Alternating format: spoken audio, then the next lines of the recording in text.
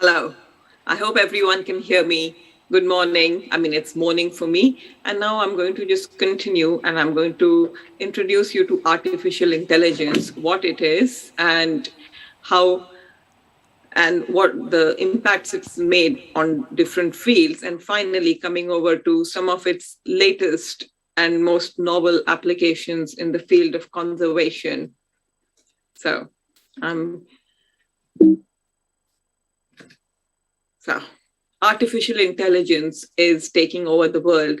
The first time when I was introduced to artificial intelligence, I had no way of knowing that it was going to dominate my life so substantially. It was back in the mid 90s when IBM's Deep Blue computer it stunned the world by becoming the first machine to beat a chess champion, and the person who was beaten was Garry Kasparov.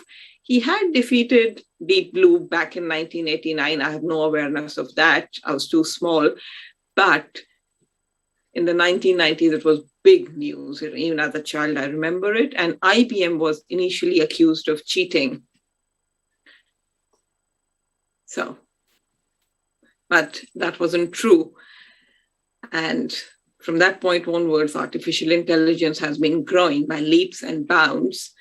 And before I continue, there are some common terms that are tossed about, and I want to just deconstruct them so that you know how these things, they stand with respect to each other. So we have things like artificial intelligence, deep learning, machine learning, data science. And before I continue, 2 decades on, artificial intelligence is still at it. And now we have Google's AlphaGo program, which managed to defeat the world number one in the game of Go. And AlphaGo's triumph represents the development of real artificial intelligence by a machine that can recognize patterns and learn the best way to respond to them.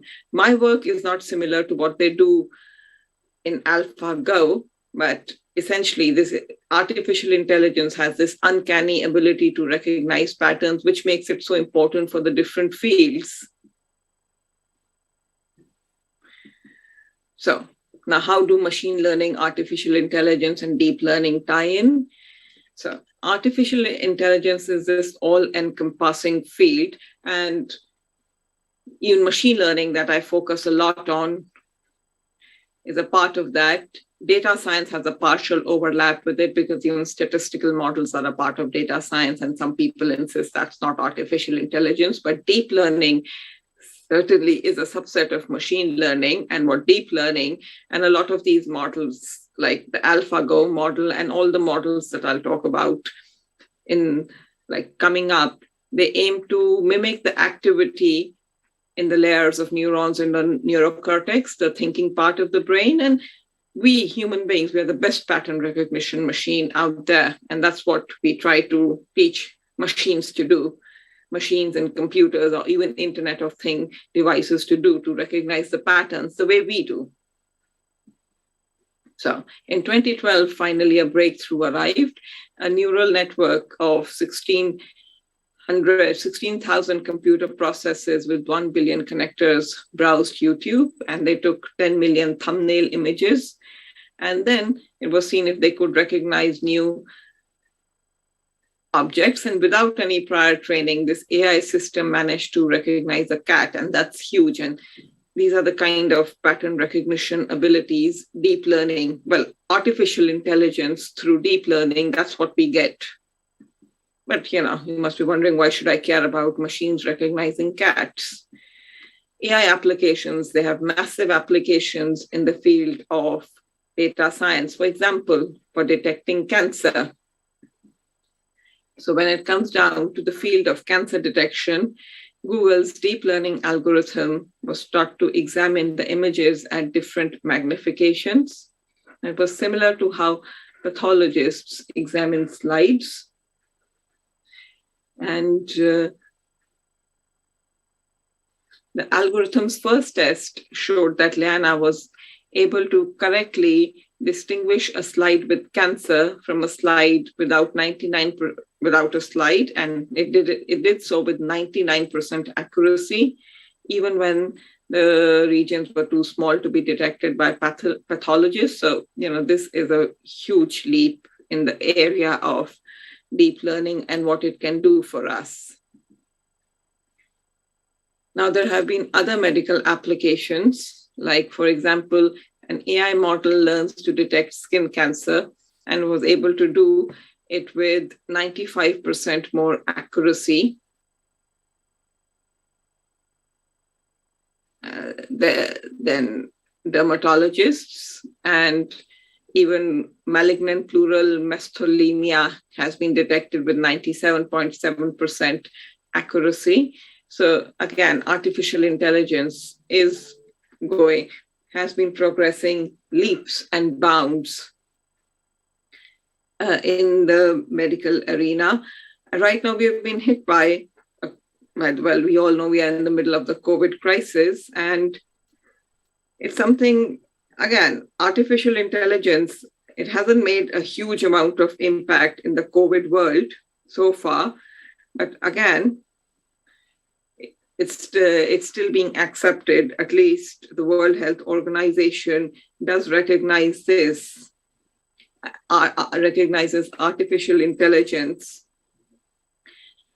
as a way of identifying the best vaccine combinations. And artificial intelligence, it remains a core technology of the fourth industrial revolution. And again, it can help overcome health crises. And of course, there are issues concerning fairness, reliability, accountability.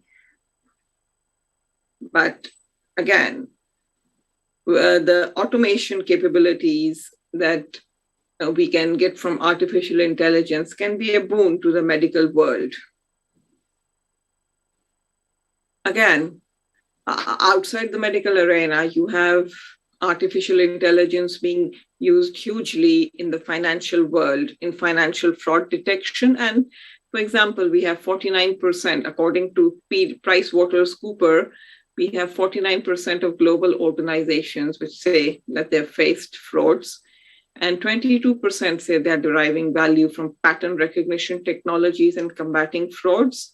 And 11% are using artificial intelligence. So clearly the penetration of artificial intelligence in fraud detection seems to be limited, but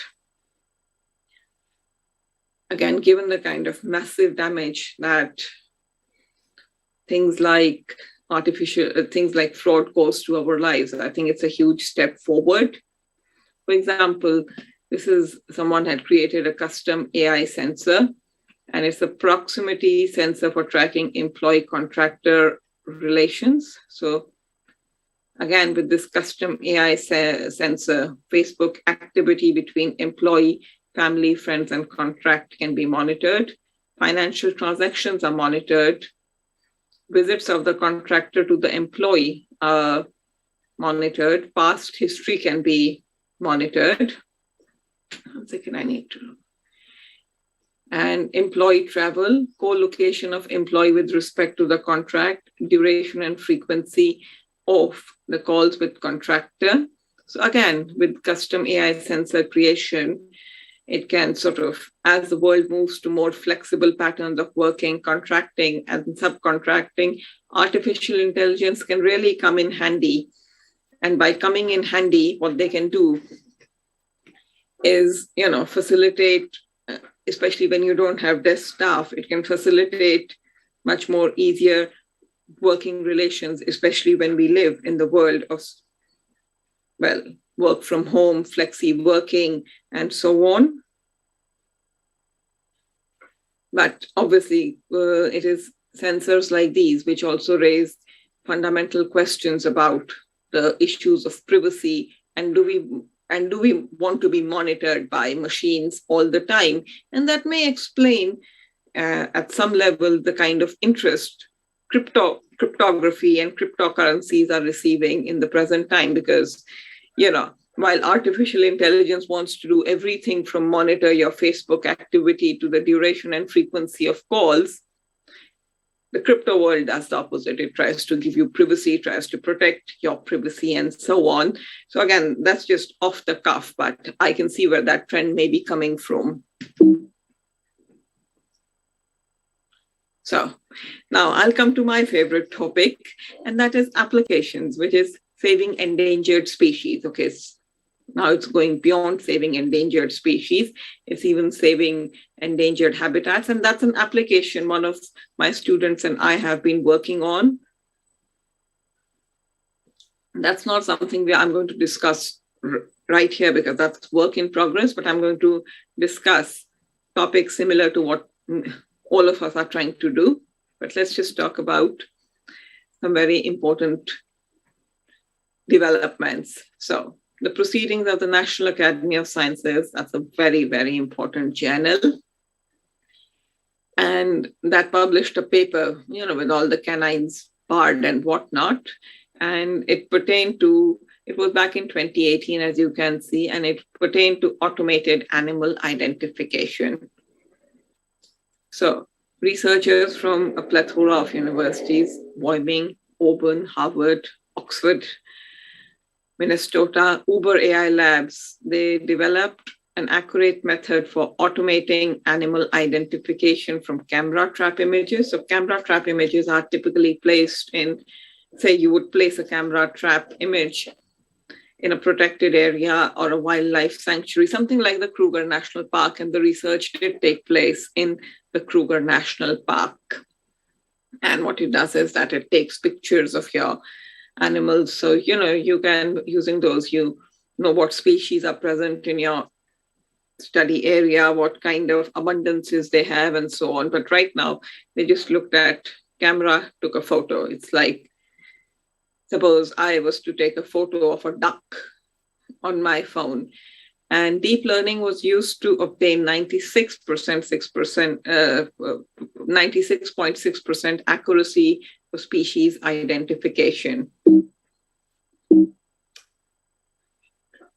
So deep neural networks, and what they used for deep neural networks, they could successfully identify, count, and describe images in camera trap in the camera trap photos. So again, as you can see, these were gazelles, and they were able to match the human accuracy. So again, we have the human answer. So it compared it to the human response. So human beings thought 8 impalas were standing. Okay, I don't see all 8 impalas here. There are 4 of them standing and eating. The model answer did the same.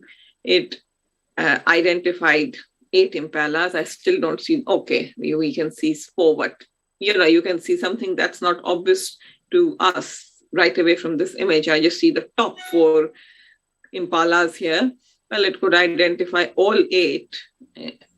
And not only did it count it better than I did in this image, it also could tell me it was standing and it was eating. I may beg to disagree here because this fellow doesn't seem to be eating, but at any rate, I think it's still a brilliantly accurate system.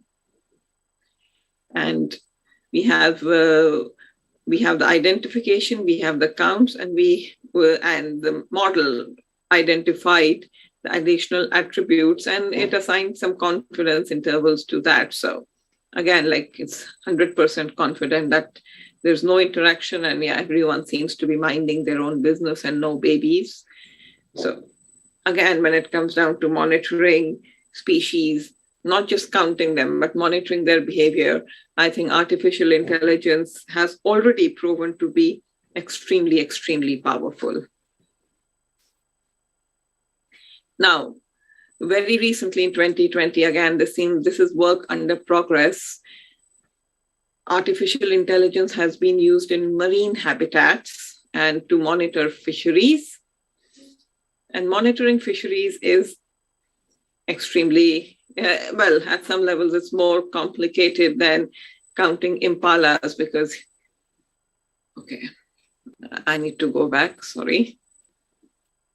Yeah, because here you can see it's a very clear kind of, the Kruger National Park, it's a very clear kind of an ecosystem. You can clearly see this is the greenery, this is the vegetation, and this is an animal. I mean, unless an animal is heavily camouflaged, you can see that this is definitely some kind of an animal, possibly a deer or, a large herbivore.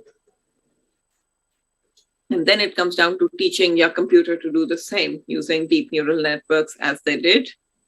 But in marine habitats, these are turbid habitats. They're extremely turbid habitats. So if you ever jump into an ocean or a sea, or you try to take a photo, you may not get that National Geographic level clarity. And in this image, we don't get that National Geographic level clarity.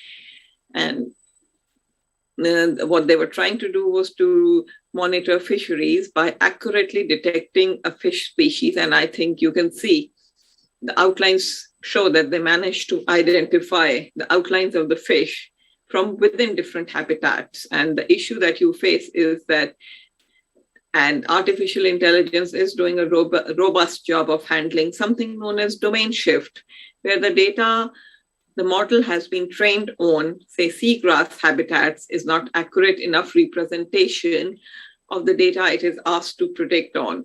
And this also plays into a fundamental problem with deep learning models, because a lot of times what we do is we use transfer learning.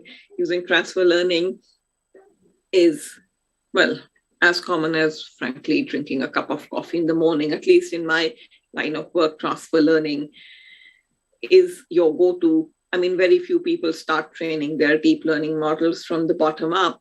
And typically with transfer learning, you have this big, beautiful deep learning model, which is trained on existing on some other data set. So for example, you may end up training a marine deep learning model on 20,000 seagrass habitat images. And when you want to translate it on to reef habitats, that may not work. And that's the problem with domain shift that they're trying to address. And obviously, this domain shift problem may be an issue with other fields as well. But that's one of the things that potentially gets in the way of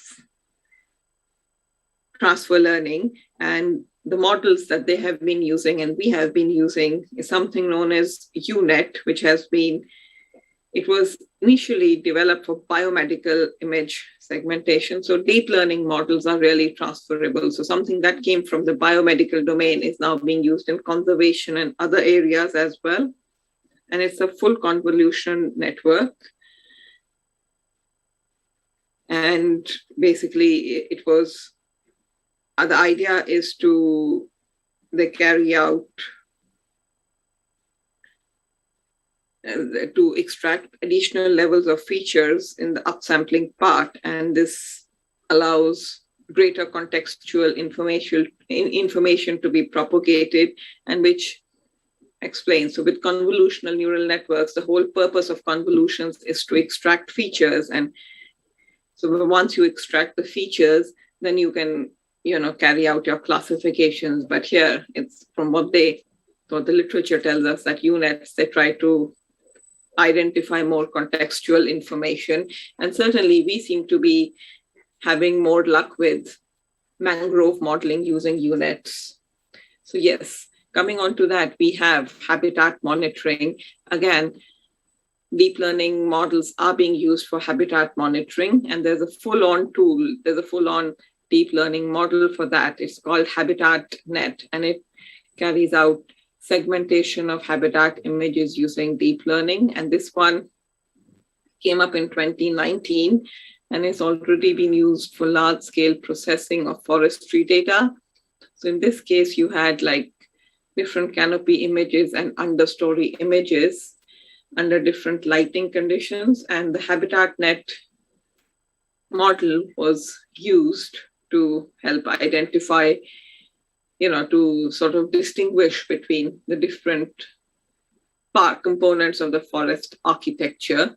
And again, HabitatNet segmentation is a very powerful deep learning model. However, we are using UNet for the reasons I described before, that when the convolutions, they extract the features, they extract contextual information. So we still are trying to distinguish mangroves from water bodies, from rice paddies. And so far, we have obtained accuracies of greater than 90%. And with that, we are trying to monitor mangrove loss in areas around Thailand and how mangroves are being encroached upon, say, human agriculture. And right from the top, mangroves and agriculture looks pretty similar, but with the contextual information and the kind of features that are extracted by UNET, we are getting more accurate results than we did with HabitatNet segmentation.